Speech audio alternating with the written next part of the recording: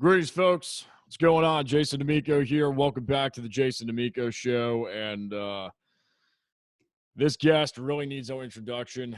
Very, very good friend of mine. Resume is a mile long in a positive direction. I mean, just the scope of this guy's work is incredible. Touring session drummer, author. Has played with members from the Chili Peppers, Aerosmith, Kiss, The Who, Bryan Adams, member of the Blues Hall of Fame, International Blues Challenge, judge, and concert promoter, host of the Local Licks radio show on RIP 97.9 FM. You've been there. I've been there. You were there, brother. Great times. Please welcome Always a good time. to the show, my good friend and fellow music comrade, Mr. Sonny Rock. Hello, everybody. So what's happening, Jason? You're looking sharp as usual. Well, you know, I got to keep up with you, big sexy. Yeah, okay. Okay. My day's come and gone, brother. I need you to carry the torch. But I saw you recently, right at my Pro Jam. The Pro Jam, another one of the 50 bullet points on your bio. I tend to stay busy. You know, I like to stay busy, and you know, I'm blessed enough that I play music for a living and produce music and record music and all of it. You know, so it's fun. You know, I get lucky. Well, you've been a big inspiration to me and influence, not even just musically, but also relationally. You being a people person and entrepreneur, business savvy. So thank you for the inspiration over the years. Well, that's very sweet of you to say, but I'm a little shy, and I'm working on getting out of my shell, as you know. You know, thank God for Diane bringing me the fruit salad. It's helping me along. That's when everything changed. Right, when I started to break loose a little bit. Everything just changed. I saw the light, my friend. Well, beginning stages for you. I'm kind of curious. I mean, I know a little bit of your story. There's a lot of skeletons in the closet that I'm sure I don't know about and I'll never know about. But beginning stages for you as a musician and a player, and you know, just kind of how did that start for you? How did you get into music? Interestingly enough, growing up on Long Island, my grandfather played drums for Guy Lombardo. Wow. If you know about Guy Lombardo, was a big band, Canadian band, and they always did the Times Square New Year's Eve show. And although I never got to see him play with the band, my mother knew at an early age that I was going to be a drummer, and he was dying of emphysema in Florida, Miami. So she took me to see him, and he took a pair of brushes on an old brass lamp. And he had the oxygen going, he's smoking a cigarette, you know, crazy, you know, 1966 or something, you know. I was a little tiny kid. And he swung out on this old brass lamp. Cha-ching, ka-chak, ka-ching, ka-chak. And it blew me away. Right. And really stuck with me. We grew up, we had a restaurant, a big restaurant, and I would climb underneath the big commercial counters in the back where all the pots and pans were and just wail away in there on stuff. So they knew early on. Then my cousin Karen played in the big band, and she also did some work with the band America later in America's career, and she was a drummer. And she had long black hair. She's a beautiful little thing with this big smile. She's about 10 years older than I was, and I was 13 or so. I'd watch her play, and it just blew me away, you know. And now when we tour, and I go down through Florida, she comes at Sebastian's. You've played Sebastian's, have you? Yeah. At Earl's Hideaway? Yep. Yeah. And so she comes to see us play. I make her sit in. She hasn't played in 30 years, but she sits in, she plays, and has a gas, you know. But huge inspiration for me, you know. I was there with Slam Allen. I was gonna say, I thought you were there with Slam, right? Yeah. I saw Slam not too long ago. Yeah, that was we had him on the pot. We had him on the show. I think it was like October or November in New York. We filmed in New York with him. Okay, good man, right? I like Slam a lot. I mean, just great memories from that tour. And Jeff's a fantastic bass player, just hilarious. Just, it was so good. And kooky guys, man, right? Fun. Oh yeah. Fun. Oh, such good fun. I like hanging out with them, man. Who are some of the main influences for you? Well, I was going to get into that. Is I had to be 11 or 12 years old, and I was in Wyndham. We were visiting Wyndham, and at the ski slope in the wintertime. And back then, they had what they called a rat skeller, where all the adults went, and they sent us kids over to what they had a canteen. It was games and pool tables and a DJ always playing. And they put on the first time I ever heard this record, or it had been out about 4 years. They put Black Dog by Led Zeppelin on. Led Zeppelin 4 came on, and I was rocketed into a different dimension I had never experienced. I grew up around big band and stuff. Right. Here comes John Bonham. Like I never, I don't know if I ever heard him before that, but I heard him, if you know what I mean. Right. Then, it's like when people say, I heard Jimmy, when they understood that moment, right? Yeah. John Bonham, from that moment on, blew me away. And soon after that, my mother was so cool. She would come home. She grew up in Greenwich Village with a beatnik. It was very cool. My dad was a Brooklyn Korean War vet, a little tougher edge guy. Right. So mom would come home, and I wish I knew who this record guy was. She'd go to the record store back in the old days and buy vinyl. And I don't know who this guy was, because she certainly didn't know. She came home with Eat a Peach, Allman Brothers, and the full Led Zeppelin 4. Right. And for a parent to do that in 1975 or whatever it was a little odd, I mean, that was, those kind of bands weren't the happening thing, right, on pop charts, So she came home with that. And so the guy at the music store, she would go to the music store and ask, I got a young drummer on my hands. He's out of control. He's got long hair. He wears fry boots, what should he listen to? And he sent her home with Led Zeppelin 4 right after I heard Black Dog for the first time. Wow. And it just, oddly enough, those things came into play together within weeks. And Zeppelin 4 blew me away. And it was the first real Zeppelin record I heard end to end. I would sit up in my bedroom and lay on the floor, because the carpeted floor had a really nice thump to it. And my parents would be downstairs just yelling upstairs, shut up there, right? And I would go through it, and of course, the Levee Breaks. I mean, monstrous drum track. Classic. I mean, rock and roll. Classic record. Stairway to Heaven, of course, when the drums come in, are really crazy. Got a great story for you if you want to hear it about the album. Is I was working with a band in L.A. It's called Dust and Bones. The actor, the singer was an actor from the movie Lost Boys. Okay. One vampire with long black hair. His name's Billy Worth. Still a very good friend of mine. And we had 2-record deal with A&M Records. It turns out that Eddie Kramer was our executive producer. Wow. And I wanted to ask him 8,000 questions about John Bonham. Yeah, no shit. Yeah. And so those days we didn't have a cell phone or this computer stuff to look up Eddie and actually see what he looks like. I came walking in the studio one day. This is how I hooked up with Aerosmith. Aerosmith was recording across the hall. Bryan Adams was down the hall, and we were in Studio C. And this is how I connected with a lot of these people that were on my resume. Was this at Capitol? At A&M. Oh, A&M. Later I'm on, sorry. You said A&M, yeah. Yeah. It's Follow the Bouncing Ball. And so they all told Eddie, look, this jackass drummer is going to come in and he's going to bug the living crap out of you over John Bonham, right? And so I kept walking down the hallway, and there's this guy playing piano. He's playing the Warner Brothers theme on the piano. And I just say, hey, how's it going? I walk into the studio. I go, and this is the days when we're still recording analog. I'm sitting in a drum booth hitting a snare drum for 2 hours getting the sound, tuning, untuning. And so in he walks, and he looks up through the glass and does one of these. Come here, buddy. He's got 2 cups of coffee. So we go out to Sunset and what's it, Fairfax or La Brea, I forget which cross street was there. And we sit, he says, you have 1 hour to ask me anything you want. Oh my God. And he says, anything after that, you're fired. And so I went out and I asked him about the biggest thing that had me going in Stairway to Heaven. When the drums come in, it's so powerful, it's so up on top of the beat, but they lag through there. There's a wave of time through the end of Stairway to Heaven. I said, in those days of analog, trying to play perfectly like a Deep Purple would, or some of those heavy bands, where they're trying to get these meters really tight. Why did you pick that track?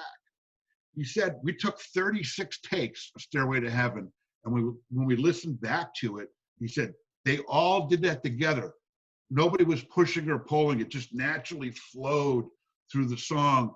And he said it gave me goosebumps, which it does. It lifts you up when those drums come in and it lets you back down. Then it takes off again in the end. Right. So I don't know how many BPMs that's out. Probably 6 or 7. Probably quite a few. I never asked him that. Then I asked him about like when the levee breaks, and Bonham put tin foil inside of his bass drums. And actually that day when he came to the studio, he actually brought double bass drums. He wanted to play double bass drums to the levee breaks. Really? I have no idea. What did he have in mind? I don't know. He could do more with 1 foot than I could do with a whole drum set, you know? And so I was asking things like that. Ramble On. You know, in Ramble On, there's an underlying track of 16 notes. Right? Yes. So I've read all sorts of crazy. I read every book, everything I could ever get on Led Zeppelin. But this is what Eddie told me. Is it true? I don't know. He said him and Jimmy Page were sitting at the board listening to Ramble On track one night, staying up a little late. And we're sitting at the board, and Jimmy was tapping a finger on a hollow body guitar. That's exactly what I was going to say. I thought it was. Like, I literally really? was like, I Really? Yeah. So Eddie flips on, you know, the console mic. Yep. And just overdubbed it through the song. Yeah. I always thought a couple things. I thought when I was a kid, I used to play it with a bass drum, really quiet, playing those 16ths until he came in, you know? Yeah. But a lot of work, right? Yeah. But I thought Bonham could do that easily. Then I read that Bonham took the butt end of a stick on a guitar case and was doing that lightly. Right. But that's what Eddie told me. If that's no, I definitely think it's the body of the guitar. Yeah, right. Like a little. Absolutely. Right. So that was wild. Then we recorded. I really didn't see Eddie that much after that until I would run into him at the NAMM show, and he was always doing, had a booth or something. I'd go up and talk to him, and right. goes, yeah, you're that jackass that wanted about Bonham. I'm still friends with Eddie. His thing is Jimi Hendrix, right? He recorded Jimi Hendrix, Janis Joplin, Kiss, Zeppelin. I mean, just a plethora of big names. Didn't he do Woodstock too? I think he did Hendrix's tapes, I think, from Woodstock. Yeah, he did. Yeah. And so over the years, Eddie would send me, when we finally got hooked up by internet, he would send me outtakes of stuff. He says, you want to hear a really great, now this one's famous now. You hear it all the time, Fool in the Rain. So John's out in the booth, right back. I always call it the fishbowl because in the old days, the drum booth was actually an isolated glass booth. Right. The sound booth was isolated. And when they didn't want to hear you or talk to you, they could just push a button. You see them talking, it always made you really nervous, right? Right. Am I happening? Am I not happening? You don't know. You're getting nervous. You're under the gun. And so Jimmy and Eddie are sitting at the board. John's in the booth, and he's been drinking heavily. And he's swearing, with the T word, the C word, all of them. And Eddie would push the button. He goes, John, we're gonna pass in about a minute. Okay, so get rid. You yelling and screaming, kicking stuff over in the studio, and you'd hear Eddie in the booth go, "Hey, go pick that cymbal stand up." You know, we took to one of the PAs. And the guy was going, "I'm not going in there." And so in they go, and John chases them out. You know, being the big bear that he was, he chases them out of there. And so, okay, here we go, John. We're counting down. They were going backwards. They didn't count you in. They were counting down from like 10. It's how they worked that then. Yeah. And Eddie's counting down 10, 9. In comes John, monstrous, shoom, boom, boom, bap, boom, boom, right? That big Fool in the Rain groove. Yeah. And John stops and starts busting stuff, yelling and screaming. And they go, what's wrong with that? And Bond just out of his mind. So he ended up recording that track like in a blackout. And he got that good of a track, that drum. Isn't that amazing? Holy crap. This is what I'm told. Is this true? I wasn't there. This is what Eddie Kramer told me. I believe it. Well, he was a madman by then, by the time Fool in the Rain came around. You know, yeah. When, they were. When was that? Like the late 70s? Yeah, that was probably close to the end for him. That had to be on. That was Physical Graffiti, I believe. And I I think think shortly after that, 77, yeah, I think a couple of years. I 1977-ish. think Bonham was gone in '80, right? Yeah. Was died. Yeah. Yeah. So, but getting near the end, I think they recorded that 77, 78, something like that. Yeah. The time it came out, but a real waste. Then another huge influence on me as a drummer, most people don't know, is my sister took me to a concert when I was 13. She was supposed to babysit for me, and she was 5 years older than I was. So I was like 13 or 14. She was home from college and took me to go see Hot Tuna and UFO, right? And during this time, mid-'70s, Hot Tuna was a full electric band. They weren't very, very Grateful Dead-ish. They weren't playing like that real mellow Burgers country stuff. They're playing full out electric. They had this album called Hop Chord. Bob Steeler was the drummer. And we were like 3 rows back. And the only effects they had then, when I was that young, was dry ice and some lights on the stage, right? So this wafting smoke came across the stage. And Jack Cassidy's got a bass hanging down to his knee. He's got the white ruffles on and the velvet this and that, big heels, rings, got a joint hanging out of his mouth. He had purple heart glasses on. And I said, that's the coolest fucking thing I've ever seen in my life, man. I said, whatever that is, I want to be that, whatever these guys are doing. But Bob Steeler was the drummer from Jefferson Airplane. Wow. And like White Rabbit and all that stuff. But he was playing like this monstrous rock stuff, I was like, wow, that's pretty serious, man. Then I got to go went to see Rush early on. They actually opened up for AC/DC and got booed. Bon Scott was still alive. Wow. And Rush opened up and nobody knew what that was. We never saw anything like that. There must have been like the days when Sabbath came out, right? You were like, what the is that, But I was blown away by Neil Peart too. I mean, I never aspired to drum like that, but he was amazing. Yeah, I got to see them back in Greensboro, North Carolina, a couple of years ago, and it was just quick story on it. I was up at the top of the arena because I got like nosebleed seats last minute because I was like, something in me was telling me, you know what? I don't know if I'm really going to have a chance to see Rush again. And How long ago was that? Well, it was about 2 years ago. Oh, geez, yeah. Yeah, and so I went. Maybe it was like 3 or 4, but I had this inclination to go, and it sounded horrible where I was at because it was just 18,000 people. You're up at the top. Last mudded out to the max, probably, right? All muddy. Just last minute tickets. So it was just me, and I see this woman walking around, working with the arena, and she's going out handing tickets to folks, and they're leaving, and I'm from the 300 sections, and I go like, hey, are you giving out like, what's going on? She's like, well, they didn't really sell out.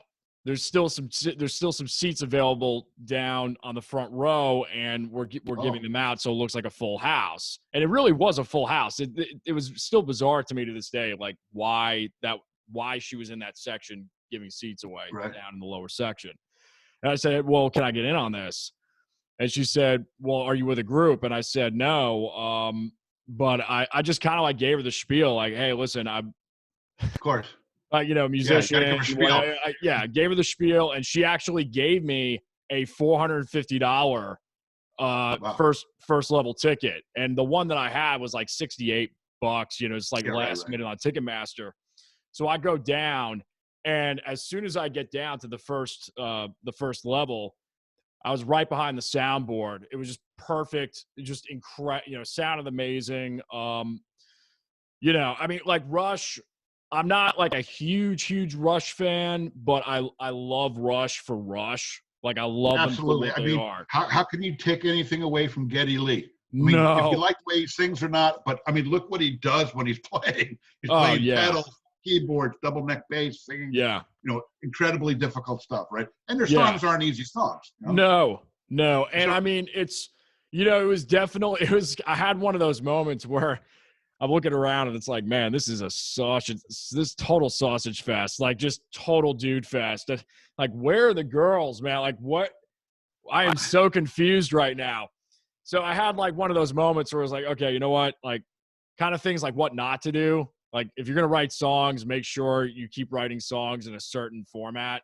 So there's some Right. females in the audience, but the other side of it was like, these guys are so tight. I mean, Yeah. it was unbelievable. Now you didn't put a guy on your shoulders or anything, did you? Like at the concert, right? That stays between us. So my Rush story, later on, I got to see them again, early 80s. You know the song Xanadu by any chance off of 2112? Yeah, it's been a while since I've listened to the album, but yeah. So Alex Lifeson and Geddy Lee are coming across the stage playing this riff. When they get to center stage, I'm like 4 rows back, they disappear. And this wasn't during a time of any technique like that. I think they did it by mirrors or something.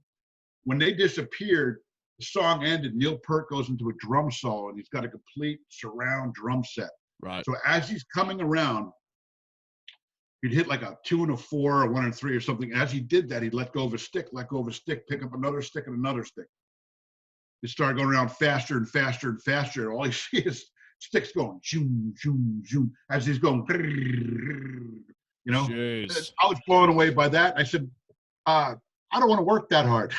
Right. You know, I'm a bluesy rock guy. You know, a thumper. You know, I don't have much in my arsenal. I just do what I do. So. You know, what's amazing about his playing is if you listen to the isolated tracks, you can find a few on YouTube. I mean, to my ears and to my research, they were not really playing the clicks. Well, it's funny that you say that. I had a drum teacher in Los Angeles, Rick Steele. It was a phenomenal drummer, and I would say to him, what about Neil Peart? He goes, I hate his time. He says he's got 1,000 chops, but he says I do not like his time. And wow, maybe there's something there because I haven't listened to the isolated tracks. You know. Well, you know, I mean, his time is what people think as tight. What they're hearing is, in my opinion, where the beat is landing. It doesn't mean that it's metronomically perfect, as in if there's drift, everything's drifting at once. That's why he sounds so perfect. Whereas with other, 99% of the drummers in the world, and you and I both can attest to this, right? There's limbs that aren't hitting at the same time.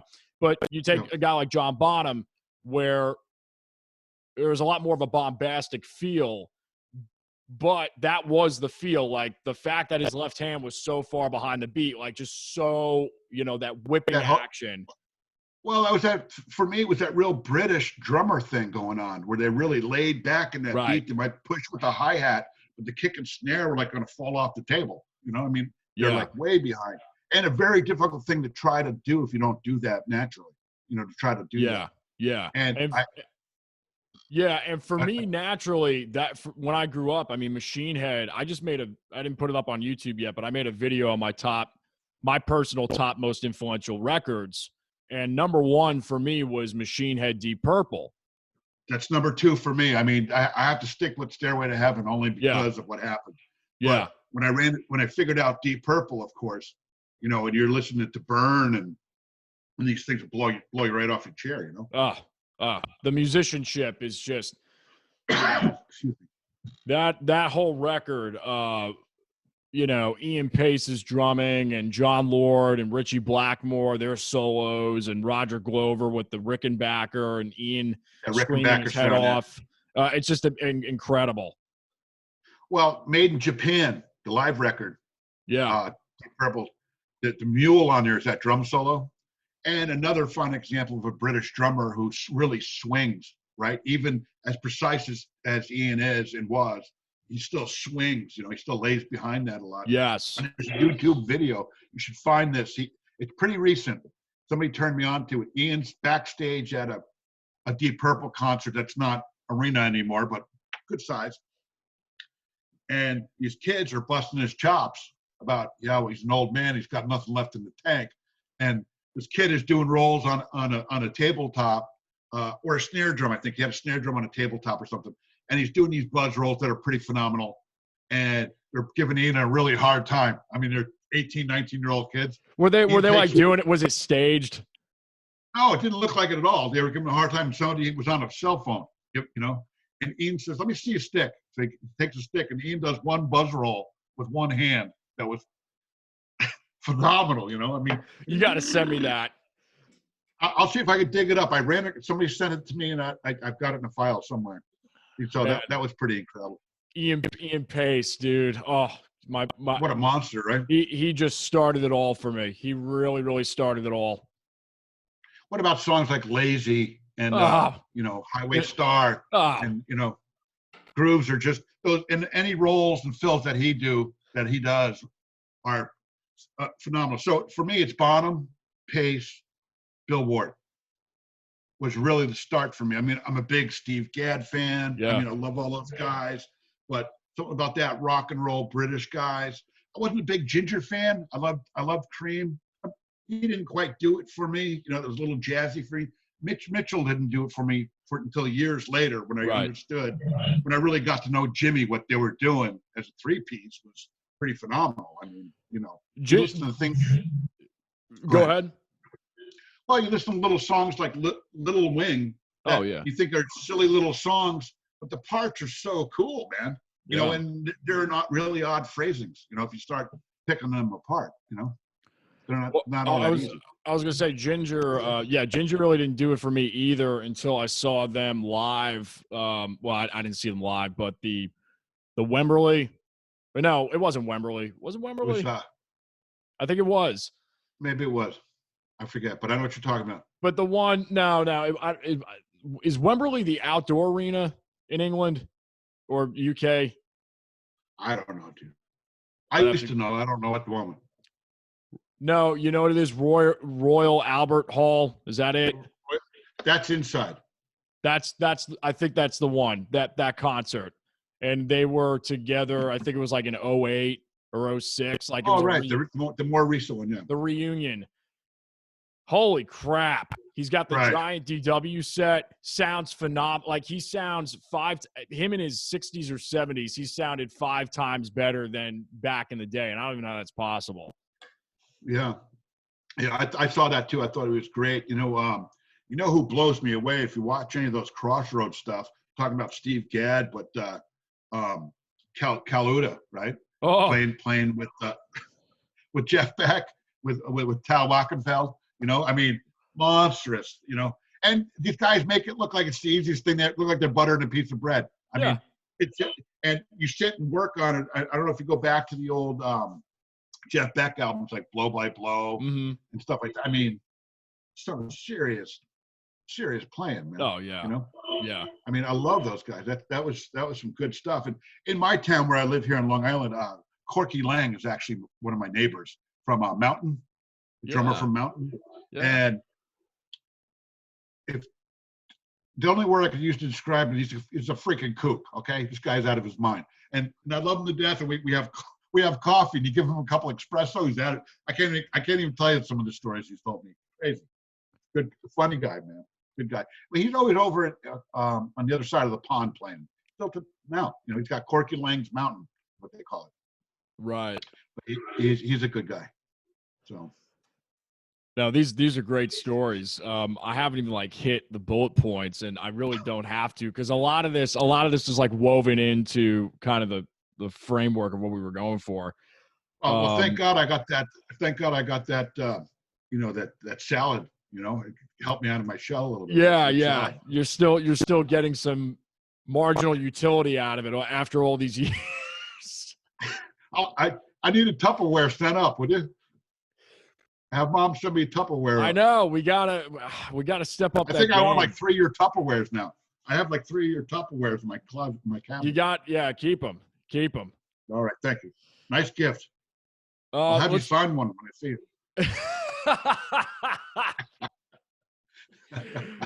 Wouldn't that be classic? Now it's going to have to be done. What's that? It's going to have to be signed. I'm going to have to send it to you to sign it. I'm going to put it on Facebook. You're going to have to wipe it down, though, with alcohol when it comes in. Right. Yeah.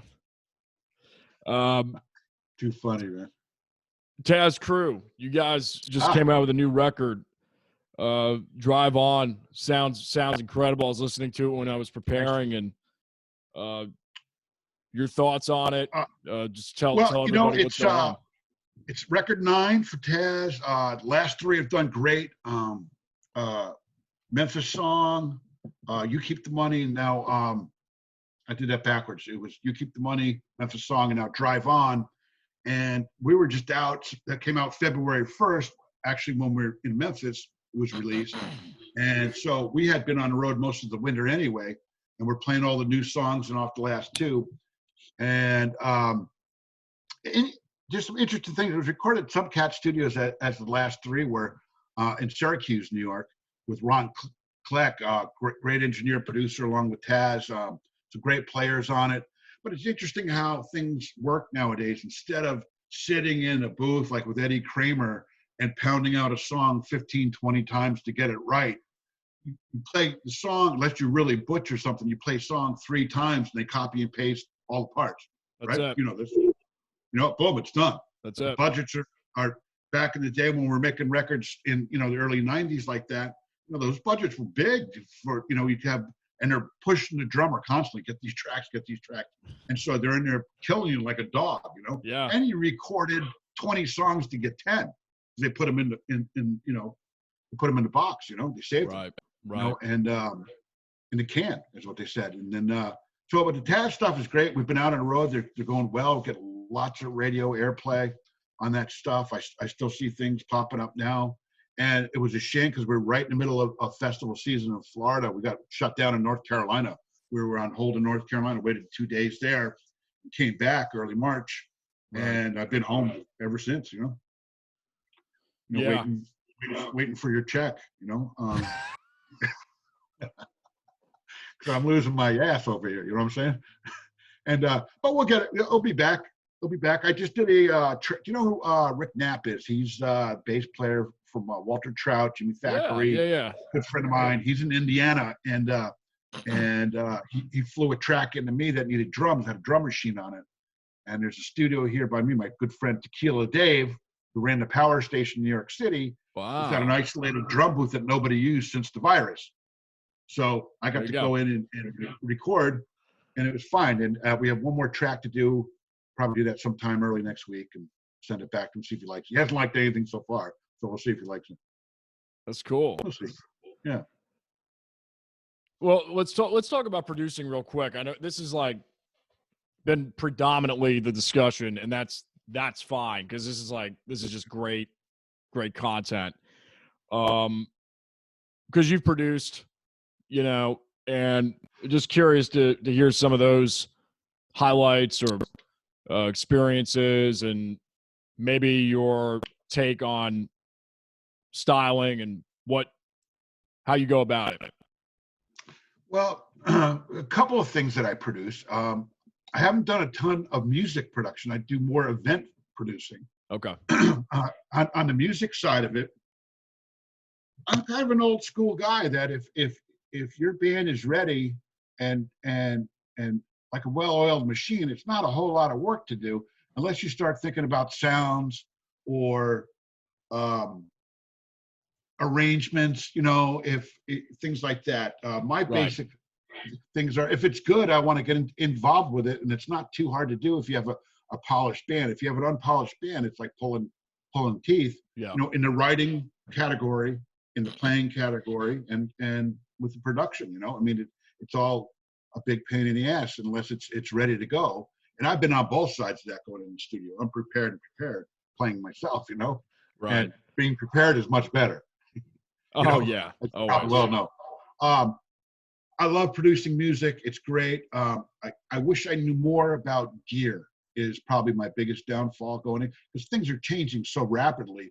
Unless you're hands-on all the time, if you're a guy who does this, you probably see things that you read about instantly are changed by the time you buy a piece of gear. It's over. Right. It's a new piece of gear is up, especially with the tech stuff now. It's crazy. I see these guys in the studio. They got an 8-foot screen in front of them. They're not even listening to the music. They're looking at the wave files, seeing where everything's falling in line. You can push one button and straighten it out. Yeah, quantizing. Yeah, quantizing things. It's amazing. And then you listen to it back, and then you find out who else is out of whack. And Yeah. You so change that's a one little thing, you odd got to for change me. everything else, Then you start chasing stuff around, right? Yeah. So there's that. As far as events, I do a few things, in the Woodstock area of New York, as you know. There is just a hotbed of players that play in big bands, from Steely Dan, Little Feat, the band, Levon Helms, Georgia Satellites, on and on and on. Todd Rundgren, Bob Dylan, guys are running all over the place. And so I created this thing called the Pro Jam that you went to. And those house guys, are all guys and gals that play or had played in big bands. And a lot of fun for me because as the producer, I'm also the house drummer, and I get to play with all those guys, Right. And all you got to do is pay them. They're like anybody else. You pay them, they'll play with you, And so I've done 30, we're at 33, it just got canceled, April 9th. We had a secondary date of April 23rd, and that's not going to happen. So I don't know if it will happen this year again. We don't know. We'll have to wait and see what happens, Well, I do. Go ahead. I do. Yeah. Sorry, brother. I also produce food truck festivals with bands, food trucks, and vendors. And along the Hudson River, somewhere beautiful, we do 5 or 6 of those a year. We do street festivals. I have a partner, Chris Hensley, who is named our guy for Electra, and is a partner of mine. And we're hot to do anything that's fun and unique and different. And we do these super groups, we call them, at the Emerson up by Woodstock, and it's Bruce Katz, Jay Collins, Bruce Katz from Dilbert McClinton, Jay Collins from the Allman Brothers Band. We've got on and on and on, and they're phenomenal. And I sit in for a couple, but I like producing that. And the fun thing about that is I show up the day of the gig and someone hands me a check, I like that, I didn't lug one piece of equipment. It's kind of nice, But there's still no fruit salad. I need fruit salad, dude. Well, it should be the name of my next band. Yeah, it really should. Or write a song for me, Fruit Salad, would you? Crazy little grape, you. Hey, that's a good idea. Yeah. Yeah. I like it. I like that. I know Kathy would love it. Speaking of troublemakers, right? Right. You said you were talking about the COVID situation, and I've got that down as a bullet point, not to get down into a trough. Right. Oh, it's a reality, man. We're all dealing with it, right? Your thoughts? I am certain, without a doubt, that I don't know what the truth is. That's what I know. Where I am on Long Island, what I hear reported, many cases, upward of 20,000 cases in our county. I know of 10 or 12 deaths in our town. I know people that are dealing with it right now that actually have it. And I think if you're in good shape, you're healthy, you don't have any crazy diseases, and you eat right and sleep right and healthy, that you'll get through it okay. I think it's the elderly and the sick that have some worries. And I see people mostly complying, but I also see people not complying, and I call those the Corona Cowboys. You know what I mean? I call them the Corona Cowboys. And I think that they're off to the OK Corral. You know what I mean? If they're not careful. And so, the Corona Cowboys, dude. Another song title for you. Man, that's another one.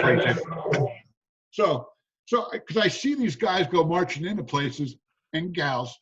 Like I was at the post office today. And I went in. I've got sanitizer in my coat pocket. I got gloves on. I got a mask on. I have to go into the post office. And there's an elderly woman with no gloves, no mask, anything. And I'm thinking to myself, Corona Cowboy. You know what I mean? It's just that you're just in trouble. If this is all what they say it is, and it's as deadly and as bad as it is, you should really take some precautions, man. And I'm taking the precautions anyway. Plus, I sanitize anything as I go. I'm like a weird old lady now. I'm just spraying everything. I go everywhere. I might even spray you, dude. We're kind of close right now. Either a weird old lady or a male cat. Yeah, it could be a cat in heat. You never know. Oh, man. But I don't know. Dude, I'm certain that I don't know what the truth is behind the whole thing and what's going on. What I do know is that I had wrote this thing on Facebook a while ago called What If? what if this is the earth telling us we all need to reset and take a moment, take a break, Right. let the air clean up, let the water clean up, give everybody a break to realize what's really important instead of the hustle. It's a real drag financially for everybody. But what if this is just a moment in time where now in the Venice Canals in Italy, there's dolphins in the Venice Canal. They haven't been in the canal in 100 years. Wow. You see blue skies over China because of the factories are shut down. Los Angeles, I talked to my friends there. You could stand on top of Mulholland Drive, look down into the city. You don't see any smog. I drove over Frog's Neck Bridge Wednesday going up. I'd run upstate, and I looked across the Whitestone and then the city, and it was the clearest I've ever seen New York City in my whole life. And there's one car on the Frog's Neck Bridge, plus me. Wow. It was odd. It was ominous, you know, it was a little creepy, but yeah, the sky over Manhattan was so clear, it was unbelievable. You know? It was crazy. Yeah. So I don't know. I'm not scared, but I'm cautious, you know, and you know, and I'm concerned for my family and my friends and my loved ones, of course. Right. And like I said, I know a couple of people are that had it that are getting through it and are fine. I know a couple of people that are elderly that have just tested positive that I don't know what their fate is going to be. I don't know because they're not in great health anyway. So that's a scary thing, you know, and I know them, so I'm concerned for them. What do you think it's going to do for live music as far, I mean, we're experiencing the change right now, having this Zoom conference call, you know, or well, not conference call, but you know what I mean? Right.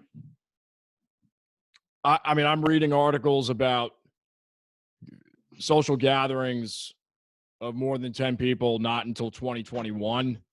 I don't know what to believe. Yeah, there's a lot of things going around right now, but you know what do you think as far as the touring life and that whole income base just gone? I think I need to find a job, Jason, is what I think playing live in any kind of closed area, people probably not going to come right away because if people want to test the waters.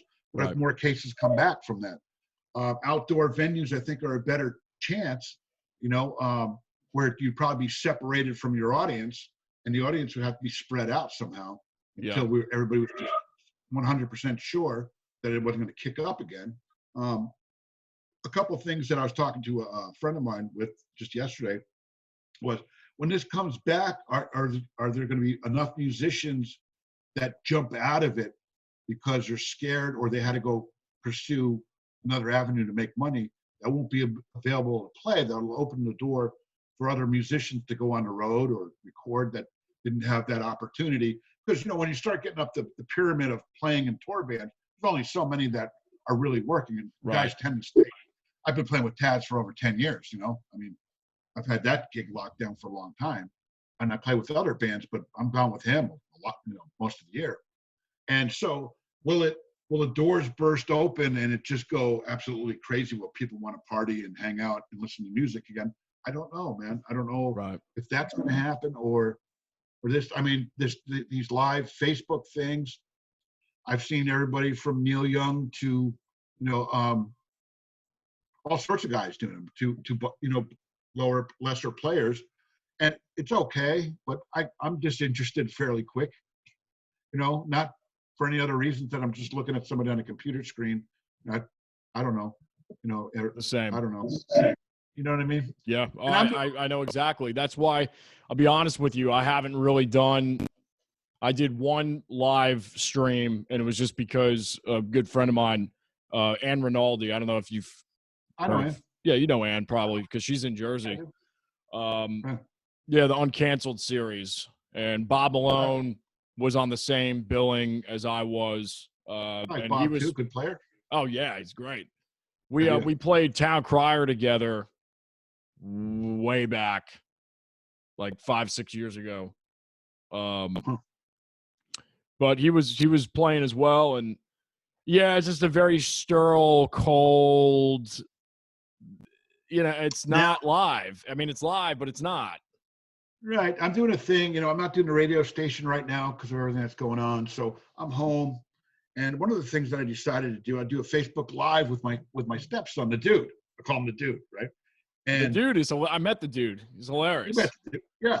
And he's 10 years old, you know, and we talk about everything from Boy Scouts to this. And I spin 5 or 6 songs, little show. it's good for him because we check the lighting, we check the audio. Right. I'll make sure we're dressed half decent, our hair's combed, our teeth are brushed, and we just do that. And I have him critique songs as we go, and I'll play some bluegrass, I'll play some blues, I'll play some rock, I'll play some country, and and he's brutally honest. At 10, he's playing saxophone, and he has uncanny ability to know where the one is in almost any song I play him. He'll come in my office, and I'll be listening to him. I go, dude, where's the one? 1, 2, 3. He's right on it. And right. So we're sitting here talking. We'll do it from my office, and I'll probably do another one on Sunday. I'm going to play a little show for Ben Elliott from American Showplace, who just passed away. Bruce Katz and all sorts of other people, recorded over there. Todd Wolfe, Lexus P. Suter, Bob Malone, Bruce Katz, just a lot of them. So we'll play a few of those, like these are some of the CDs that I'm holding up already, like Bruce Katz stuff. And so we'll do that. We'll play a little thing, and then he'll critique stuff, and it's funny because I really don't like her voice. I said, well, she only won 2 Grammys, what's a Grammy? Too funny, man. So, but besides that, I going back is, I left New York. I went to college, went to engineering school. I dropped out because I got a gig with a punk band out of Orange County, California, called China White for $125 a week. I thought I hit the lottery, Right. And so, and off I went. I didn't want to play in a punk band at all. It's not what I wanted to do, but it was the heavy metal scene in Hollywood. Yeah. I was going to look for a metal band, and I found one. And one of those stories was I was a guy who liked to party a little bit back then. I'd stay up real late for days on end. And we had been in San Francisco, and we're playing the gig, and this young lady said she's going to take me to the other side of the Golden Gate Bridge and show me the world. And I had been up about 3 or 4 days and had this big black hair with silver tips in it, and leather and chrome and silver and everything. And I'm down to my socks in this car, and I'm going to get out of the car because I have to relieve myself. As I get out of the car, she drives away and leaves me there on this hill above the Golden Gate Bridge. Okay. And this back in the day, I had endorsement to Aquanet hairspray, the pink. That big crazy hair, and I spray it with, they give me cases of it. So now I played this heavy metal gig where I sweat like a pig. I got Medusa hair all over the place and the stage makeup in my socks. So my only rationalization is I got to get across the bridge, get a drink. It's been a couple hours now. So off I go, buck naked with socks on, across the Golden Gate Bridge. People are beeping at me. I'm flipping them off. This man needs a drink, for God's sake, right? So off I go. Next thing I know, I got a spotlight on me, and I hear, "Hey, Nature Boy."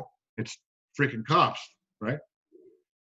This is not a funny situation, Jason. I'm in a bad spot here. You know what I'm saying?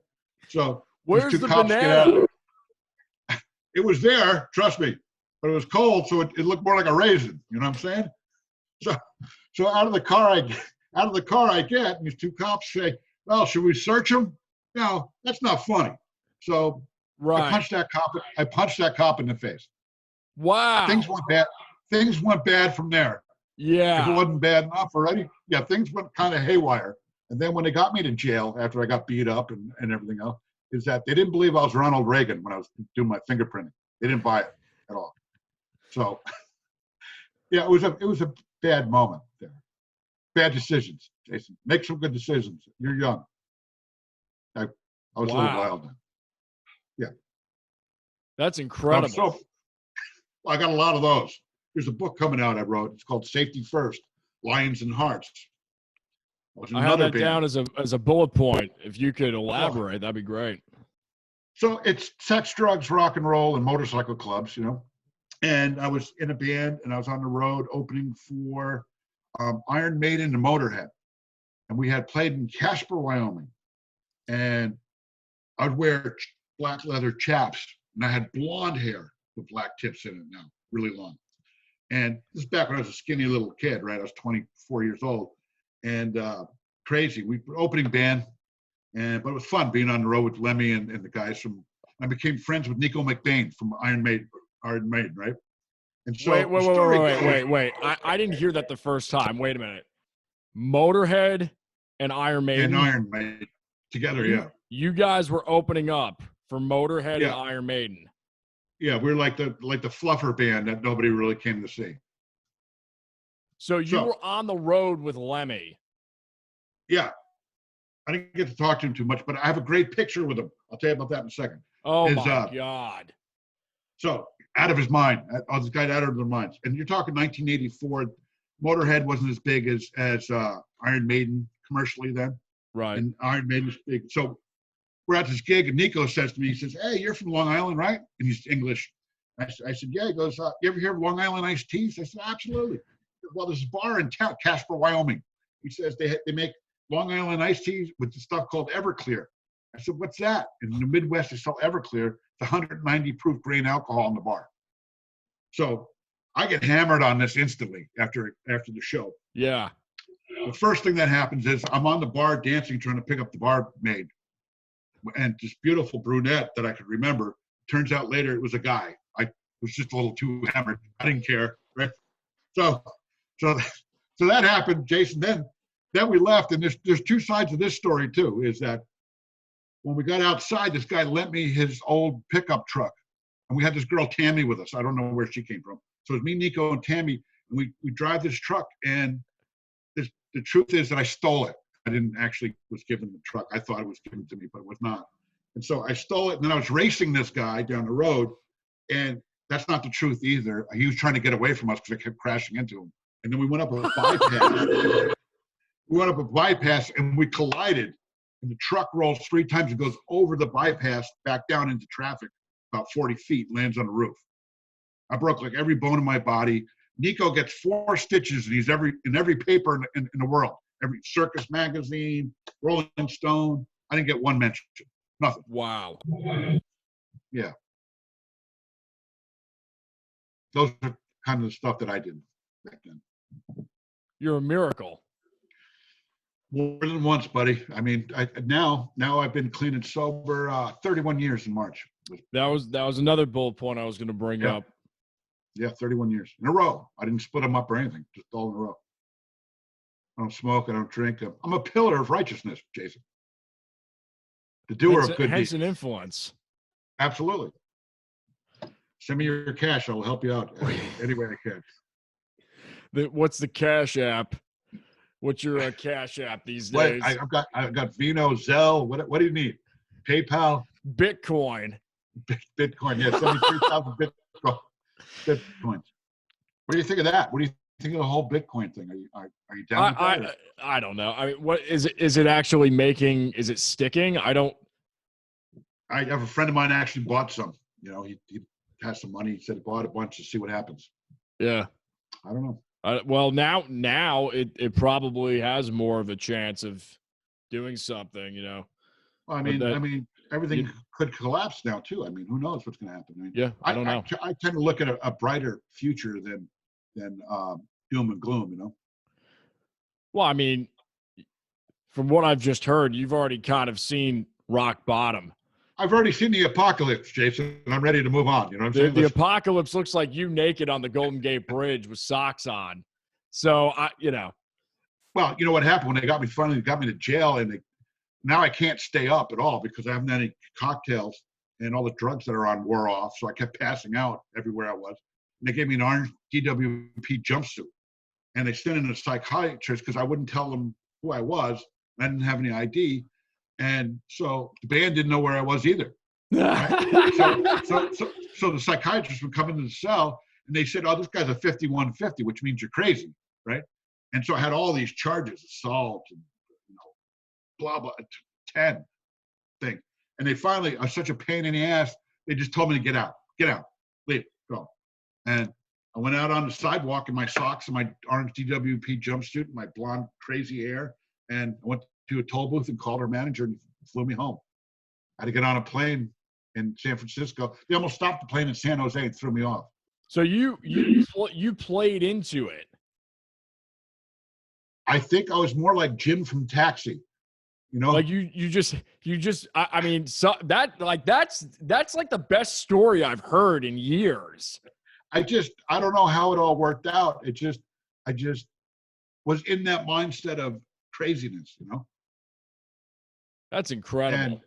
And shortly after that, of course, I got a gig with Mark Andrews, who's still a dear friend of mine. He's played in Hart for 25 years. Yeah. Dan Fogelberg, Firefall. I mean, a monster list. And he was a friend of mine. He looked out for me and got me a gig with him in the studio in Capitol Records. And in we go with Nicky Hopkins, the great piano player from The Who and all sorts of stuff. And he was amazing. I have a great picture with him too. And I get fired in the first song, very first song. I've been up way too long. We're trying to play a ballad. I've been up doing blow all night, you know, and we're trying to play a ballad. I thought I was all that. And again, out in the fishbowl, and they're talking, and they click the thing, and all right, we're gonna move on to something else. I said, oh, you want to play one of these other songs? No, we'll move on from that too. I said, well, should we do something else? And Matt was there. Matt was Mark's brother, who was a guitar player in JoJo Gunn. I don't know if you knew that band. They had a big hit called Run, Run, Run. He was a slide player. Okay. Played with all sorts of people. And Matt comes out to the booth and he goes, dude, you're done. And shortly after, I couldn't get a gig in LA. I couldn't get a bar gig. Well, I ended up getting a bar gig. I played in a dirty old man bar on Sunset Strip called the Jumbo Clown Room, which was a midget strip joint. And they had a little house band there. And I played in the house band Tuesday through Thursday. So, and they had little bird cages with girls dancing in there, right? And little tiny people. And you could rent them, $20 for the girl, $20 for the room, $20 for the sheet, and then you had to pay that big guy at the door $20 to get out. So it was like $100 bill, because you have to tip them, you know. So it was $100, you know, just back in 1988. That's a little expensive. A little expensive, but I was in the house band. I was making $17 a day, whatever it was. And that place is still there. You can Google it. They don't have little people dancers anymore, but they have dancers there. It's called the Jumbo Clown Room on the wrong end of Sunset Boulevard. And the picture I want to tell you about with Lemmy is a very famous picture now. I was coming down Sunset Boulevard in front of the Rainbow, and there's Lemmy standing there. And I pull up. I go, hey, mate, what's going on? And I don't know if you remember me or not. We started talking. He's smoking a cigarette. I said, can I take a picture? Because the Rainbow sign was right behind it. Right. So I take a picture of Lemmy. What I didn't know with the photo, you could Google this photo, because it got swiped from me from Facebook, which I'm cool with. And I can't prove it anyway. Behind him is a billboard up on the hill for Motorhead. So I got Lemmy in a picture with the Rainbow behind him and a billboard of Motorhead behind him. Wow. Because he used to hang out at the Rainbow all the time. Well, and I was going to ask you about the Rainbow. I was literally going to ask you about the Rainbow, and right before you brought it up. Right. It was Rainbow and the Whiskey are right there across the street. The Viper Room and the House of Blues. House of Blues is gone now, but right. The Roxy's right there. That was a strip of clubs back in the 80s. There were just people everywhere. Was that the original House of Blues, or did it start in Chicago? I can't remember. No, I think the one in Chicago is the original House of Blues. Matter of fact, this hat I'm wearing is the House of Blues hat. Oh, cool. From Chicago, when we played at House of Blues in Chicago. But the Rainbow it's a music venue now. It wasn't really then. It was a place to hang out on the strip. And if you were cool enough, you got a booth. Poison, when I was hanging around, had a booth. Lemmy had a seat at the bar with black X on it, a black tape. And if anybody was sitting there, you had to get up. And I tell you could sit there, but if Lemmy comes in, you got to leave. And Lemmy was there all the time. Right. He was there from opening until closing, you know, all the time. That was his spot. That was his spot. Now they have a statue of him there now. Last time I was there, they have a statue of Lemmy. He used to play the slot machines, right? Lemmy was a character. I didn't get to know him well, but I got to know him a little bit. He was a piece of work, man. An icon in what he did. I mean, I'm a big Motorhead fan. I thought they were me too. Cool Me too. I thought they were a cool band, man.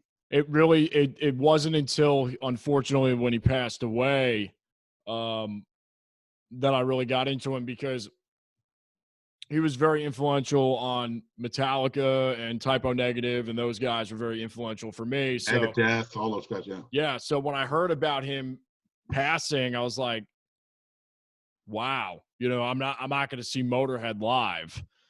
And so I just kind of dived into the discography, and I especially like the Mickey D era My I God. totally, I was like, oh my Well, the God. Like, band changed. Band changed when they put a real thumper, because he came from Dokken, right? He was in Dokken before that. And what a great drummer, right? holy And playing shit. that stuff. Yeah, that's monstrous Holy playing. shit. Yeah. I mean, that's like, and that's actually, he's one of those guys where like the way he plays, that's kind of the way that's where my mind's at. Like anytime I get behind the kit, that's kind of the sound that I'm going for. I never heard it done as bombastic and tight. It's tight, but It's tight. it's still Still groovy. wide open. Yeah. Yeah. It's Now, Phil Taylor was the early guy, right? From Ace of Spades. Phil was great. Like to me, He that was great. early Motorhead stuff is still more classic Motorhead. But when he came on the scene, the whole band, like the sound just changed. It's amazing how you just to change the Well, drummer they started out. getting some real money behind them and some production stuff, Right. where they could, like Orgasmic Tron was a killer album, I That was thought, still Phil. on Orgasmatron. Yeah, Oh, I really? believe so. Because that I was don't still know. like middle 80s ish, like 86. That old now? Yeah. Yeah, like Bastards and all that was Mickey D, like from 89. I think he came in on 89. And Well, then what a good time because Dokken was just about done in '89, right? All those hair bands. So right. he ended up landing a great gig right after that. Oh my Matt God. Sorum also is another guy. Matt Sorum from Guns N' Roses and the Cult. I had been playing some stuff with the Cult, and in that band I was talking about from A&M, Dust and Bones, we're shooting a video, and Matt Sorum would hang around. He was a pudgy little kid drummer. He was kind of a dork, and so soon enough he started playing well, and he ended up landing the gig with the Cult, and then he landed the gig with Guns N' Roses. I think he's still, and then Velvet Revolver and all sorts of stuff. He's still playing. And there's a band. I forgot to tell you this. He's a great drummer. Great drummer. Yeah. Good guy. I became friends through the Cult years with Billy Duffy and Jamie Stewart, and we formed a little band that still goes in L.A. It's a rogue band called the Slither Kings. And the Slither Kings was a band Billy and I started. Anybody who was around, Flea, any bass players, Duff, anybody that had a name. I was like the biggest unknown guy in the band. And 3 or 4 people, we go play the Whiskey and play a bunch of Stone songs, and we book it as the Slither Kings. Unless you knew who we were, there wasn't 10,000 people there. So we go play 500 people, and Billy would call up the Whiskey and say, "We want to play 2 weeks on a Saturday." You got it, unless there was another big band playing. So that was, and they're still going. Whenever I go, if I email Billy, he goes, "Oh, are you going to be in town? Because we'll play another." And then we had a branch off called the King Can Band, which was another band that you had to drink Budweiser cans is the thing. But I stopped drinking. Now I think everybody's sober now, but the band's been going on forever. We used to play at a place called the Central at Sunset and. Was it Vine? What's Vine? Was it? Or Hollywood went. Sunset and Vine. It was called the Central, real dive bar. They gave you cans of beer so you didn't smash any bottles over anybody's head. And we were one of the worst bands that ever played. King Can Band. It was great. And the Hokum Boys was another offshoot. And crazy stuff, dude. That's incredible. Yeah. So you've got the Sonny Rock Music Scholarship. I was curious to hear a little bit more about that. All right. So I was going to school in upstate New York as a teenager, and I got thrown out, actually, and sent me back to Long Island. But in my time there, I was in the music room, which was wide open after school one day, and I noticed they had all these cymbals on this drum set, all these nice Zildjian cymbals. So I slid the window open, I dropped all the cymbals out into the hedges, and I came back later and stole them. So 35 years go by, I come back to New York from California, and it's bugging me. I'm in that town, I'm in Wyndham, bugging me. So I go to their board at the school, and I said, "Hey, look, back in 1979, I stole all these cymbals. I need to make it right. Do I need to go to jail? Do I have to pay for it? Whatever you want me to do." And they're like, "Who? Where are you? Where'd you come from?" And so they call me back 2 months later, and my music teacher's there. Mr. Fournier was his name. And they said, "Here's what we want to do. We followed your little history on you and in your career, and what we decided is we would like you to start a music scholarship in your name. but you have to raise the money, start your own 501c or C3, whatever that is. And it took like 2 years to get that done. And it turned into a lot of work. And I raised money, and we send a kid in the music program off to music school. We give them a little bit of money, a couple grand. They've got to keep a B average for 2 semesters to get the money. Had some great students, and a couple of students went on to be music teachers. But in the meantime, my music teacher during that meeting saw me in the hallway, and he says, "You were always a dumbass, weren't you?" And I said, "What do you mean?" He says, "I knew you stole those cymbals the minute you stole them." He said, "But I got all brand new gear, so I was happy." He says, "So I didn't blow the whistle on you. Now you got to blow the whistle on the whole thing 35 years later." He goes, "What's wrong with you?" He goes, "Now look, now you're stuck in the middle of a music scholarship. You're going to be sorry you did that, raising the money and doing all the work that. And I'm not resentful of that at all. I mean, my karma's good on that issue. And it's really been a really special thing to watch these kids come up, go off to college. And all of them so far have gone on. One's an engineer, one's a music teacher, one's on Broadway, one's a tap dancer. And it's been a very rewarding experience for me. That's awesome. Yeah. Future plans for you. I mean, we don't know, but I don't know. I mean, I talk to Taz on a regular basis, and we have a big tour in May, Canada to New Mexico to Texas, and I can't believe that's happening. It hasn't been officially canceled yet. But my events that I produced, that I told you about, these Catskill super groups, the food truck festivals, Pro Jam, everything's canceled and on hold, and until further notice. And I have some students that are coming back. I lost 5 drum students in this thing too, but they're starting to come back, right? Because they're home all day and they're starting to drive their parents crazy. So it's drum lesson time. Can you do an hour twice a week? I said, yeah, sure. And so yeah, it's a little bit of income. The money thing is the biggest thing. I mean, I'm looking for some work. Not sure what that is. I mean, I've been beating on drums for a living for a long time now. Right. I'm not qualified. And geriatric porn is probably not the best thing right now, Jason. Yeah, no, you got to keep that 6 feet. Right. I mean, and I'm hung like a light switch, so that's not going to happen. I mean, the 6 foot thing is out. And so, but I was thinking, if you can get into it, dude, I'm thinking the Gurney Love series, right, for the geriatric porn would be hot. And then I'd have my sidekick. It would be Ivy Drip, right? And we could really put some stuff together, And the first movie, I think we'd call The Angry Inch, right? We call the first film The Angry Inch. Right. Yeah. Wrinkles in Love or something. I don't know. So good. But sobriety hasn't made me sane, Jason. I mean, I'm doing the best I can, but there's some gears that are spinning out a little bit. Right.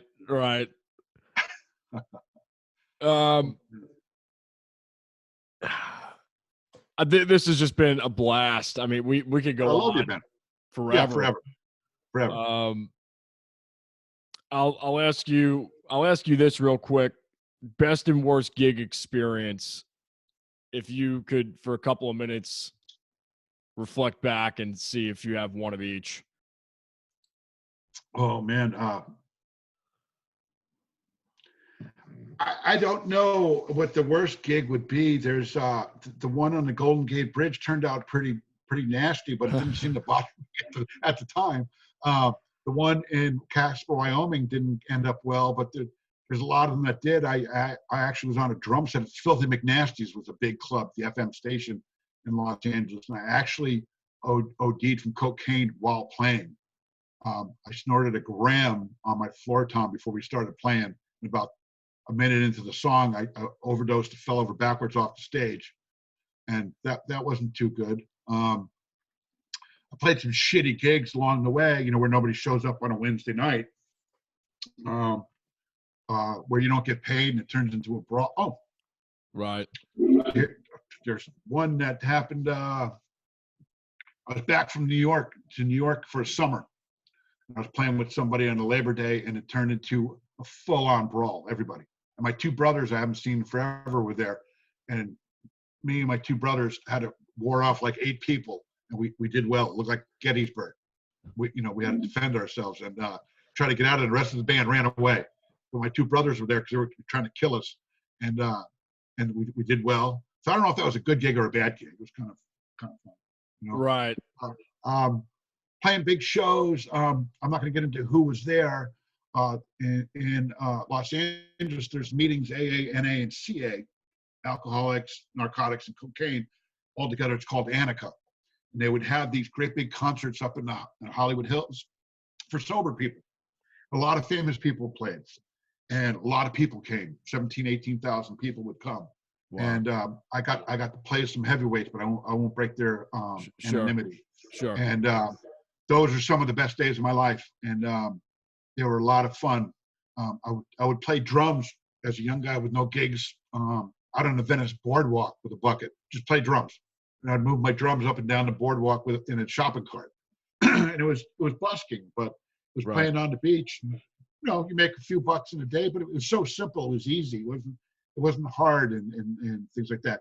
Playing with Taz, we've had some phenomenal gigs. We got to record at Sirius XM in Washington, D.C. and did with Tony Coulter before he passed away, and did a bunch of live recordings. They're still playing on Sirius all the time. And that was just a gas. It was, those guys were professional, treated you like a star. You know, it was great. The band Dust and Bones with Billy Worth, they really wouldn't let us go out of town for some reason. But so we'd open up for bands coming through Hollywood, like open up for Peter Frampton, Robin Trower, people like that. And they were a lot of fun, you know. Sometimes it's a lot of work when you're on the road for 6 weeks, 3 months at a time. It starts to be a lot of work. You know, you get tired. And I'm not young. I'm not a young stud like you are, Jason. Well, that was a bullet point that I had on your touring, just you know, in general, you know, your thoughts on it, because you and I have talked about this before, where you'll come back after being gone for a couple of months. It's just like this buzz, like this haze. Yeah. It's a double-edged sword. I've got it down to a science how I do that. And since I'm not partying, you know, when I'm done playing, I'm in the hotel room, cleaned up, ready to go. Rest and got to rest. You know, you got to rest. I watch these young guys that want to go hang out after the gig at strip joints all night, and they get beat up real fast, you know. Yeah. And I love it. I don't like being away from home that much, but it's how I make my living for a long time, being on the road. So I've got it down to a science with my gear, being prepared, taking notes. Got to schmooze with people, right? You got to get to know people, as you well know. It's part of the gig, man. And you get to know people all over the world. And I love that part of meeting people. And if you ever watch my posts on Facebook, I post really odd things of signs that I find and weird people. And I met Dottie and Dolores in Indianapolis this year. These two, they couldn't have been 4 feet tall each. Sisters living together for 60 years together in Indianapolis. And little fur coats and over maked up with blue eyeliner and crazy eyelashes. And you can't beat that. I met this guy, a really fun guy in Chicago. He wears a dress, and it didn't seem to bother him. We became friends and had lunch. And I said, dude, I got to ask you, why are you wearing a freaking dress? He goes, it's comfortable. I get a lot of room. I said, well, it's winter. Don't you get cold? He goes, well, I have leggings on. I said, oh, okay. So I mean, I love the people thing, the work aspect. When you play a great gig, of course, as you know, it's like Nirvana. You know, when you play the gig, there's filler gigs when you're playing Tuesday, Wednesday, Thursday at a club in the Midwest on a Wednesday night at a sports bar. Nobody can give a flying hoot that you're there. It's a long night, man. You know, but it's playing for hotel rooms and whatever else. You know, so I mean, I love it, and I'm missing it. This is the longest time I've been off in a long time. You said schmoozing. Just expand on that a little bit more, because I before we start wrapping up, I had down relationships as a bullet point on your interview, because I think the way I look at it is my lack of ability on a drum set is made up by having some charisma. And I love people and I love meeting people. And I want to know about them. I'll even go, like at the Blue Note, I've got some great pictures of going in the kitchen and taking pictures with the kitchen staff. And they're like, what do you want pictures with us for? I said, because nobody takes pictures with you guys. The barmaid, the sound guy, the fans out front, you always get pictures with them. I said, but the next time I come back, you'll remember me. And I bet you that's going to be the best burger I ever ate, right? And so you meet these people, and if you treat everybody cool, it's fun, you know. It's when you get these jackass musicians that think there's something else because they play an instrument. How do you feel right now? I mean, how's that working out for you with this coronavirus? How's that big ego of yours treating you? Because we're all at a level playing field right now, right? We're all not doing anything. We're all even. And I play okay, but there's much better drummers obviously running around. I don't drink, I don't do drugs. I'm prepared when I come to play. I have pro gear. I know how to go on the road. I know how to help out. I know how to load in. I know how to load out. Mostly these days there's backline, but you have to be able to work with sound men. You've got to engage your audience. I'm a drummer. I'm not really the front guy at all. So I come out, you talk to people, you engage them. My biggest thing is you can never remember people's names. I was in Black Eyed Sally's, wherever the hell it is, Hartford, Connecticut. And I'm over by the stage, and there's always that woman you don't know, right? But she's coming towards you, and you're thinking, is it Gladys? Is her name Betty? What the hell is her name? What's her name? Karen. And she's smiling, she's looking at me. And so I don't know what to do, dude. So I just grab her and I hug her and I go, hey, how are you? And she pushes me away. She says, can you tell me where the restroom is? I said, oh, yeah, right over here. So that's the thing, dude. I don't know. I'm just a jackass, and I love what I do, and I do the best I can do. This has been great. I've got a last minute thing here. It's called the shootout section, where I'll say an industry related phrase or word, and you just say the first thing that comes to mind. Okay. Before we get there, I have one question for you. And I might have asked you this before. I'm going to ask you again. When you get home from that gig, the great gig, or back to the hotel room, you're sitting there, you're coming down, you're reflecting, right? You're getting ready for whatever the next day is. What's your go-to favorite midnight snack? What is it that you got to have? Usually it's, either coming back from the show. I'll tell you this, when I was on oh God, like just talking about it gets me all worked up. I got to calm down. It was down in Florida. It was on the Slam Allen tour. Polo Tropica or Polo Tropical. So yeah, the chicken place. Yeah, the chicken place. Oh my God. We went there. We were there because we did Florida for we did like the whole peninsula in 3 or 4 days, like 3 or 4 different venues. And we hit each one like twice. I think I ate Polo Tropical like 6 times in 2 or 3 days. It was unbelievable. It was unbelievable. Awesome. So I'll go with Polo Tropica. But I mean, if I don't have access to that, have you ever been to Cookout in North Carolina? I don't know if I know that one. Yeah. Oh yeah. Next time you're down here, we'll go. It's kind of like you can get a whole bunch of good Cookout grill, burgers, corn dogs, fries, like just all the bad stuff for $5 or $6. It's great. Cool. Yeah. All right, what do you got, buddy? Let me have it. So what do you got? Kick. Bass drum. Yeah. Snare. Left hand. Toms. Oh, it's the twins. The twins are up there. Cymbals. Oh, cymbals are an interesting thing. They're washable. They're just a washable thing. Sticks. Extension of my body, man. Studio. Great pleasure and horrible pain. The best of both worlds. Best of both. Live. Be prepared. Right. Touring. Exhausting, exhilarating. Again, best of both worlds. Yeah. Radio. I love radio. I love doing radio. I mean, it's what an interesting format, right? I mean, cool. Very a learning experience. New York City. Big. LA. My home. It really feels like my home there. Memphis. My second home. Yeah. I mean, spent a lot of time there. Good place. The Blues. My life. My That's life. good. Last one. Fruit salad. Dude, I cannot eat fruit salad to this day without thinking of your mom, okay? In a good way. You know, I mean, just when she comes in, you know, look, like right with a little Tupperware fruit salad, no matter where I'm eating it, man. It takes me back to you and mom at the radio station every single time, man. You know, and pleasantly, you know. Yeah. Good people. Good people. I can't, what was that, 6 years ago now? 7 years ago? Is it that long ago now? Yeah, I don't even think I was 21 at the time.